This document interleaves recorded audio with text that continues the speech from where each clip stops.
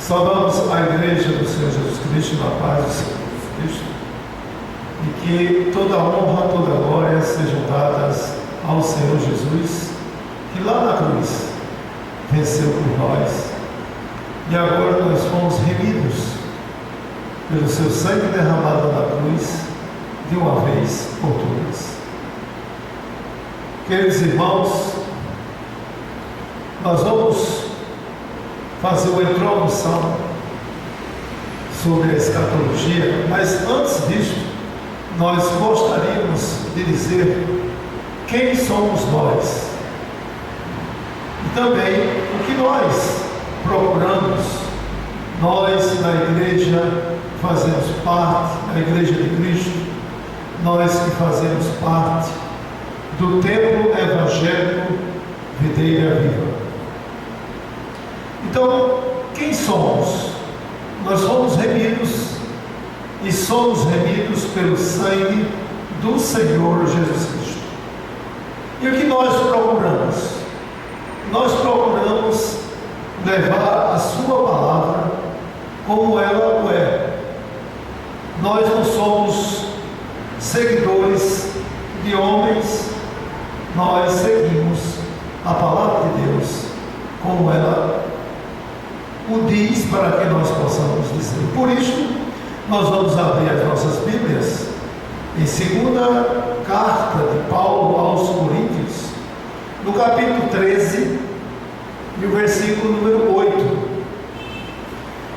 Segunda carta de Paulo aos Coríntios, capítulo 13 e o versículo 8, que diz o seguinte: porque nada podemos contra a verdade, senão pela verdade. A palavra verdade, quando Paulo escreveu, este substantivo verdade, ele o declinou como, na forma do grego, no original grego, ele declinou como um genitivo. E é uma palavra que está no feminino e está no singular. E esta palavra, como ela indica na declinação do grego, no genitivo, é que ela tem um possuidor. Genitivo indica que alguém possui aquilo a que se refere. Então, esta verdade que nós vemos na palavra do Senhor é a verdade do eterno Deus.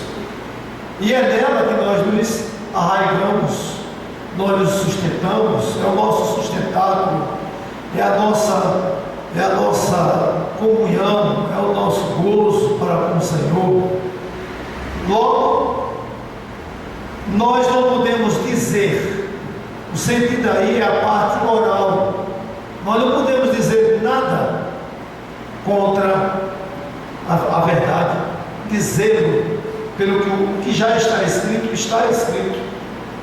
Entretanto, nós, com muita tristeza, através dos séculos para cá, após a morte de Cristo, depois especialmente do segundo século em diante, após o segundo século, nós vimos que a história nos conta que os homens começaram a fazer as suas próprias doutrinas. E nós não andamos nesta posição e nem olhamos para que o homem quer fazer ou quis fazer. Por exemplo, nós podemos citar algo muito relevante, que é hoje perguntado muitos pelos irmãos. Uma pergunta: você é calvinista? Ou você é luterano? E nós perguntamos: quem é Calvino? Quem é Lutero? Quem foi? Morreu na cruz por nós? Não. Quem morreu na cruz por nós foi o Senhor Jesus Cristo. E isto sim é o que nos importa. Nós seguimos a doutrina dos apóstolos. Nós fazemos o possível na nossa pequenez para seguirmos a doutrina dos apóstolos. E aqui, como nós dizemos, nós vimos através dos séculos os homens mudaram as doutrinas de uma forma que Deus está falando de formas diferentes através da boca dos homens. E quando a palavra de Deus diz que nada nós podemos contra a verdade, senão pela verdade.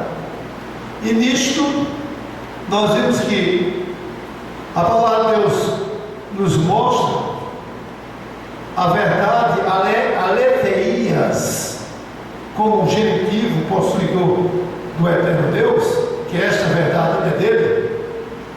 E os homens inventaram doutrinas.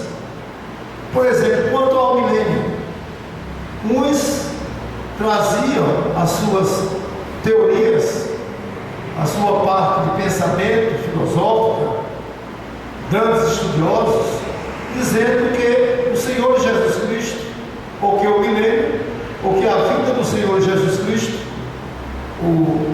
no taquilia, do original grego, o kiliasma, que foi traduzido para o latim como o milênio, como milênio, e para a língua portuguesa, milênio. Entretanto, as pessoas dizem que Cristo vai vir antes do milênio, antes do kiliasma, do taquilia. Então, nós vemos também, por outro lado, que o homem inventou uma outra doutrina chamada pós-milenismo. Ora, a palavra de Deus, ela só diz uma coisa. Ela não pode ter três pensamentos, como também existe uma outra doutrina chamada de amilenismo, que são aqueles que são contra o milênio, dizem que o milênio não vai existir, que o milênio é uma parte não literal, simbólica. E nós ficamos tristes com essas colocações, por isso que nós estamos aqui falando a respeito destas mudanças, destes problemas, e outros não acreditam que haverá o arrebatamento da igreja. Tem muitos por aí que não acreditam. Então nós ficamos assim como que pensativos e olhando que a palavra de Deus, ela não está dividida em três doutrinas quanto à parte do milênio. Nisto, nós vemos que nós vamos observar agora pela palavra o que é que ela nos diz, o que é que ela nos conta a respeito destas doutrinas. Em Zacarias, nós vamos abrir as nossas Bíblias, lá em Zacarias, no capítulo 2, você pode conferir, a partir do versículo 8, diz o seguinte: porque assim diz o Senhor dos Exércitos, depois da glória, Ele me enviou às nações que vos despojaram, porque aquele que tocar em vós, toca na menina de seus olhos. Depois, o amor do eterno Deus, fazendo um pequeno comentário sobre esse versículo, para com Israel é tamanha, que o Senhor chegou ao ponto de dizer que quem mexer em Israel está mexendo na menina do Senhor dos Exércitos, do eterno Deus. Vejamos que amor tremendo tem o eterno Deus para com Israel. E nós observamos por outro lado, se não houver, se a doutrina do amilenista, aqueles que não aceitam o milênio, estiver errada, então essa profecia aqui também vai estar errada. Então, no versículo 10, Zacarias 2:10, diz a palavra do eterno Deus: exulta e alegra-te, ó filha de Sião, porque eis que venho e habitarei no meio de ti, diz o Senhor. E naquele dia muitas nações se ajuntarão ao Senhor e serão o meu povo, e habitarei no meio de ti, e saberás que o Senhor dos Exércitos me enviou a ti. O Senhor, o Verbo de Deus, o Hologos, está falando que o eterno Deus, o Senhor dos Exércitos, iria, ou irá, que todos os verbos aqui, o verbo ser, o verbo habitar, o verbo saber, estão indicando o futuro, um futuro que está por vir, onde as nações irão se ajuntar como um povo para com o Senhor. E o Senhor, Jesus Cristo, no futuro, irá juntar estas nações. Ele já veio e as nações não se juntaram a ele, não. Ele veio exclusivamente para o povo de Israel. Mas na sua segunda vinda, aqui na terra, muitas nações, a palavra está dizendo aqui, a profecia, dizendo que muitas nações irão se juntar ao Senhor Jesus Cristo, ao Logos, ao Verbo de Deus. Ele dizendo, antes de ser carne, antes de encarnar aqui na terra. E o versículo, ele nos dá essa conotação de certeza de que o milênio vai existir. Não somos nós que estamos aqui dizendo ou dando nossos palpites e relatando que não, a nossa opinião é isto. Ou nós somos calvinistas, não, nós somos luterianos, não, nós somos adventistas, ou pós-milenismo, nós somos já estamos vivendo o milênio, Satanás está preso. Quantas doutrinas nós vemos com tristeza, sem querermos atingir ninguém, mas mostrando a verdade da palavra de Deus, é o que nos importa, para aqueles que são verdadeiros, remidos pelo sangue do Senhor Jesus Cristo, para aqueles que não seguem a homens, porque nós também seguimos a palavra de Deus, quando o apóstolo Paulo diz aos Gálatas que ele não está para servir aos homens, e sim a Cristo Jesus. É como nós também estamos fazendo da mesma forma, e nos colocamos nessa posição para que você que está nos assistindo e toda a igreja aqui presente também entenda que nós não estamos aqui criticando A ou B, não, de hipótese alguma. Estamos apenas mostrando que a palavra de Deus diz uma coisa que nós devemos acompanhar com inteireza, né? E nós temos um cuidado de observar. Lá em Zacarias, no capítulo 2, o versículo 12, então, continuando a palavra, o Senhor herdará no futuro de novo a Judá como sua porção na terra santa. Não é na cidade santa, na que está por vir, mas na terra santa, que é Jerusalém, onde os israelitas moram, e ainda escolherá a Jerusalém. Então o Senhor virá à terra, literalmente à terra. A palavra de Deus nos mostra isso. O Senhor herdará a Judá na terra santa e não na cidade santa. A nova Jerusalém o Senhor vai escolher ainda, porque isto é literal. E nós ouvimos muitas pessoas dizendo, não, isso aí é não literal, isso aí não vai acontecer. Outros, não, já aconteceu. Nós estamos vivendo no milênio, e assim a palavra de Deus está sendo distorcida, infelizmente, e com muita tristeza. Voltamos a dizer, nós estamos aqui para mostrarmos ao mundo que nós devemos seguir esta palavra santa, maravilhosa e bendita do eterno Deus, sem querermos aparecer, sem querermos mostrar que somos algo fantástico, ou algo que é peculiar.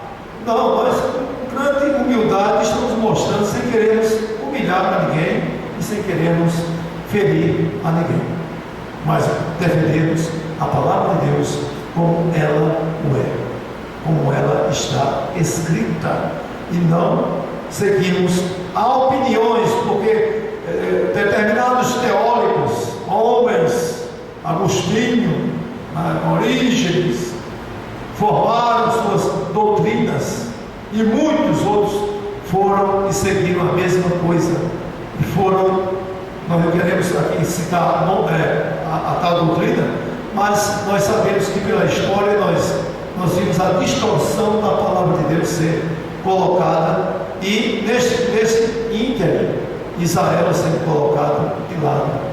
Israel ficaria onde? Pela promessa que o eterno Deus fez a Isaías, mostrando que Israel iria passar o milênio, o tatília do original grego, que é o quiliasmo, literalmente traduzido, os 1000 anos. Então, e nós vemos também outras inverdades, né? Se nós formos observar que quando Zacarias recebeu a profecia do Senhor, e que essa profecia não irá acontecer, isso é desmanchar a palavra do eterno Deus. Nós estamos aqui para realmente analisarmos dentro da palavra de Deus o que está correto. E a verdade de Deus é que o verbo de Deus reinará. Ele vai reinar aqui na terra os 1000 anos. Em outra colocação, nós também vemos muitos líderes de igrejas, homens que até conhecem o grego, e dizem coisas que nos deixam entristecidos e levam doutrinas errôneas para que vidas que ainda não conhecem a palavra de Deus, que não estão fixadas, aprendam doutrinas erradas. É o caso de Apocalipse, no capítulo 20, do versículo 1 ao 3. É uma outra conotação que nós não aderimos a isto, nós não aceitamos.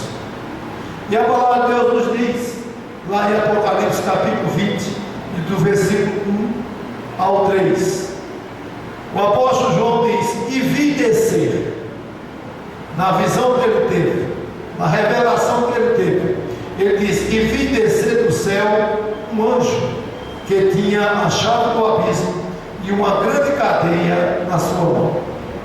Olha, o apóstolo João viu descer do céu. Se o apóstolo João viu descer do céu um anjo, esse anjo desceu para onde? Se ele desceu, foi para a terra. Nós temos um testemunho da própria palavra de Deus, mostrando que esse anjo desceu para resolver a causa do inimigo, de Satanás. Porque em Apocalipse capítulo 12, e o versículo 7 ao 9, diz o seguinte: e houve batalha no céu. Miguel e os seus anjos batalhavam contra o dragão, e batalhavam o dragão e seus anjos. Versículo 8: mas não prevaleceram, nem mais o seu lugar se achou no céu. E foi precipitado, ou seja, expulso, o grande dragão, a antiga serpente, chamada o diabo e Satanás, que engana todo mundo. Ele foi precipitado ou atirado na terra. Ele foi atirado na terra. Então, o que nós queremos dizer e fazer com que os irmãos compreendam, e quando Satanás foi atirado para a terra, segundo Apocalipse capítulo 12, que acabamos de ler, e os seus anjos foram lançados com ele para a terra. A palavra de Deus diz que foi para a terra. Satanás foi atirado, expulso para a terra, atirado para a terra, e com ele seus anjos. Logo, isto é literal. Não podemos dizer que é não literal, ou simbólico, ou espiritual. Jamais estaríamos vivendo o milênio hoje, como muitos dizem que estamos vivendo o milênio hoje. Jamais Satanás estaria preso com esse caos que nós estamos vendo aí, porque no milênio Satanás será preso. Voltando para Apocalipse capítulo 20, versículo 1, João viu um anjo que tinha a chave do abismo e uma grande cadeia, uma grande corrente em sua mão. Ora, o anjo é o Espírito. O anjo é o Espírito. A chave que ele trouxe, que ele virá trazendo, isso no futuro, é uma chave espiritual. A corrente que ele vai trazer foi o eterno Deus que preparou para que ele trouxesse essa corrente, para que Satanás fosse aprisionado com o selo do divino e eterno Deus. Muitas pessoas ainda dizem, que defendem uma doutrina meio diferente desta, diz que isso aqui é simbólico, é espiritual. Como é que poderia uma corrente, por mais grossa que seja, amarrar o espírito? Ora, se o anjo desceu com uma corrente, com uma chave para prender Satanás, o diabo, no abismo, ele trouxe essa corrente e essa chave de forma espiritual enviada pelo eterno Deus. Ele recebeu a ordem do Senhor.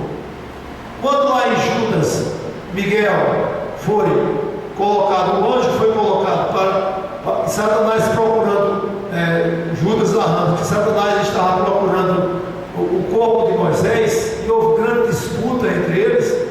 O anjo não tinha autoridade de dizer algo contra Satanás, mas disse que o Senhor lhe repreenda. Por quê? Ele tinha condições de fazer com que Satanás realmente fosse advertido, mas ele o respeitou, porque não era o momento da atuação do anjo fazê-lo aprisionar Satanás, etc.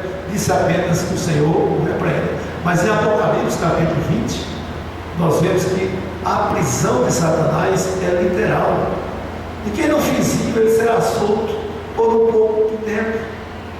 E estas coisas nos incomodam, porque há uma colocação inteiramente errônea quanto ao que diz a palavra de Deus. Nós vamos repetir, não estamos julgando nem A, nem B, nem C, de hipótese alguma. O homem inventou 3 doutrinas, ou seja, lançou 3 doutrinas, as quais são o pré-milenismo, pós-milenismo e o amilenismo, os que são contra o milênio.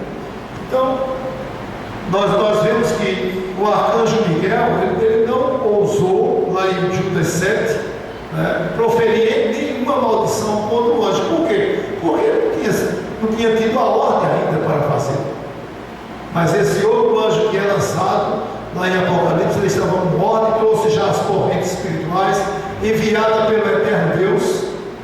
E ali, porque o Senhor Jesus Cristo tem a autoridade para fazê-lo, e no momento exato vai acontecer isto, para a honra e glória do Senhor Jesus Cristo. Entretanto, nós nos aconchegamos para a palavra de Deus, para que ela seja exercitada, vista, compreendida e entendida por aqueles que são poucos, incautos, para que essas pessoas não sejam enganadas. O que nós somos? Remidos pelo sangue do Senhor Jesus Cristo. Isto é quem nós somos. Apesar de não merecermos, conseguimos, pela misericórdia do eterno Deus, adquirirmos a salvação, porque nós colocamos a fé e confiança em Cristo Jesus. Pelo derramar do seu sangue lá na cruz, nós fomos remidos de uma vez por todas. Temos a salvação e não merecemos. E qual é o nosso procedimento? O que é que nós pensamos em fazer? Nós devemos adquirir os nossos galardões, os estéfanos, porque nós devemos nos revestir. Nós somos a noiva de Cristo. Nós não vamos chegar lá e passar como pelo fogo. Não, nós temos que trabalhar para o Senhor Jesus. A salvação é tão maravilhosa, ela é gratuita de uma certa forma, que quanto mais nós fazemos para o Senhor, mais Ele nos dá coroas, galardões, os estéfanos. Isso aqui é maravilhoso. É saber que Ele, o eterno Deus, nos amou de uma forma maravilhosa, só porque nós confiamos no Senhor Jesus Cristo. E assim, nessa introdução, nós estamos apresentando o que somos, quem somos, o que nós queremos. É que o mundo saiba que devemos seguir a palavra de Deus, e que o Senhor Jesus Cristo foi enviado à cruz literalmente, para dar vida e vida salvífica eterna. Que Deus nos abençoe a todos e que nos ajude cada vez mais a entendermos esse significado maior que está em Cristo Jesus. E que nós não olhemos para homens, olhemos sim para o autor e consumador da nossa fé, que é o Senhor Jesus Cristo, que não teve vergonha e ignomínia de ir à cruz. Antes ele se deu por nós.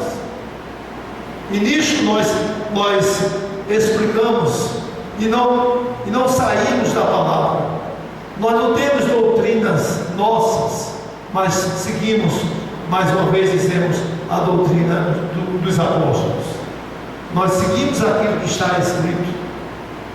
Por exemplo, muitas pessoas ainda ficam pensando que Israel é a igreja. Faz uma mistura tremenda.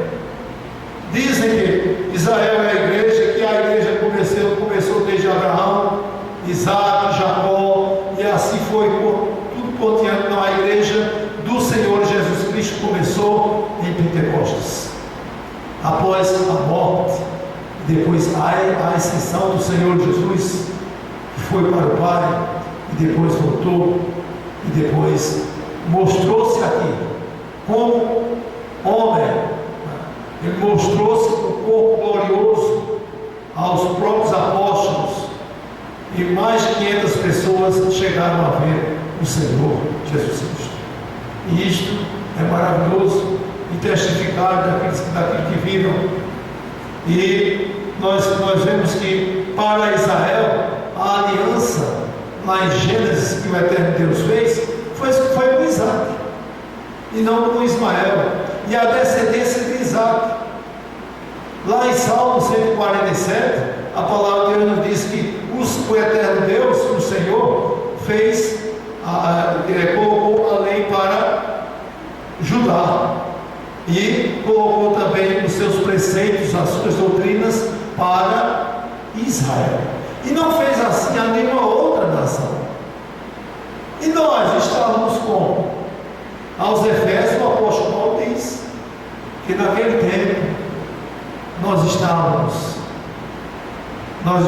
sem Cristo, não fazíamos parte da denominação de Israel, não fazíamos parte da aliança que Deus houvera feito com Israel, e nós não tínhamos Deus, estávamos sem Deus no mundo, mas pelo sangue do Senhor Jesus Cristo, louvado e exaltado seja o nome do Senhor Jesus, nós fomos aproximados, e desses dois povos, gentios e povos israelitas, aqueles que invocaram o nome do Senhor Jesus Cristo, passaram a se formar igreja, e desses dois povos ele fez um. Bendito seja o nome do Senhor. É nisto que nós nos alegramos, é isto que nós gostaríamos que o mundo inteiro propagasse, é nisto que nós gostaríamos que não houvesse interesse dos homens para colocar ovelhas para si próprio, porque as ovelhas é do Supremo Pastor Cristo Jesus. As ovelhas pertencem ao Senhor Jesus Cristo, e nós estamos nesta primeira fase nos apresentando, dizendo aquilo que nós somos com seriedade diante do Senhor, para que o nome dele seja glorificado e que nós desapareçamos e ele seja quem apareça, porque a honra e a glória e toda exaltação é do eterno Deus, que elaborou um plano maravilhoso para o pecador dizer: eu sou remido, salvo de uma vez por todas pelo sangue do Senhor Jesus Cristo. E que Deus a todos os abençoe. Amém e amém.